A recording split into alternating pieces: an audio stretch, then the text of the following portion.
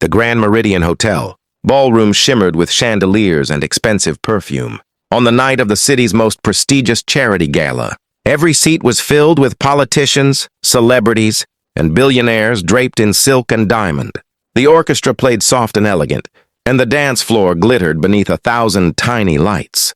Maya worked as a catering server that evening, weaving between tables with trays of champagne and hors d'oeuvres, invisible to nearly everyone in the room. The way servers always are at events like these. She had worked 3 shifts back-to-back that week to pay her younger brother's college fees, and her feet ached inside her plain black shoes. But she kept her smile steady and her tray level because that was the job, and she took every job seriously. It was near the middle of the evening when she noticed him sitting alone at a corner table far from the dance floor, a man in a well-fitted dark suit with a long, pale scar running from his left temple down to the edge of his jaw. He sat with a glass of water in front of him, untouched, and watched the room with quiet, tired eyes. No one approached him. No one sat beside him. When other guests passed his table, their gazes slid right past him as though he were part of the furniture, and Maya noticed how he had placed his chair at a slight angle, half turned away from the crowd, as if he had already accepted that the evening held nothing for him. Maya delivered the last glasses on her tray to a nearby table and then did something that surprised even herself. She walked over to his table and said gently, "Sir, are you all right? Can I get you anything?" He looked up at her, and she saw in his eyes something she recognized, the particular exhaustion of someone who has learned not to expect kindness. He shook his head politely and said, "I'm fine, thank you." She nodded, but she didn't walk away immediately.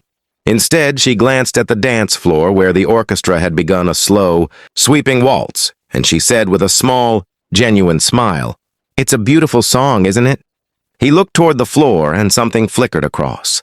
His face, not quite a smile, but something close. "It is," he said quietly. "My mother used to hum it." Maya set her empty tray on the edge of the table and extended her hand and said, "Then dance with me." He stared at her for a long moment, clearly surprised, and then he said softly, "People will stare." She shrugged her shoulders and replied, "Let them. A good song shouldn't go to waste." And so he stood, and they walked together onto the edge of the dance floor, and they danced.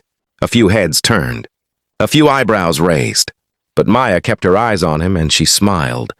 And she talked about the music and her brother and the smell of rain she loved, and slowly, the stiffness left his shoulders and he moved with her through the song as though some old, frozen part of him was quietly thawing.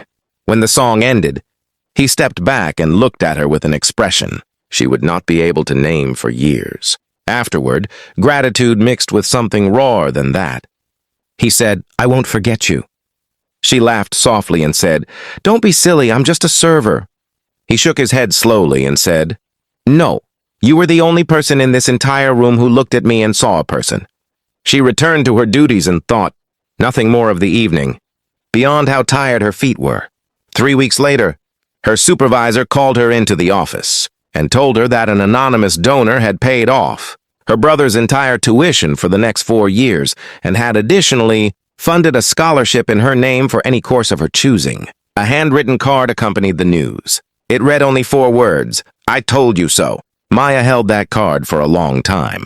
The man with the scar was Daniel Hale, the CEO of one of the largest medical foundations in the country, a man who had been disfigured in a car accident and who had quietly withdrawn from social life in the years since, attending events only out of obligation and leaving early, always leaving early. He never forgot a kindness, and he never forgot her.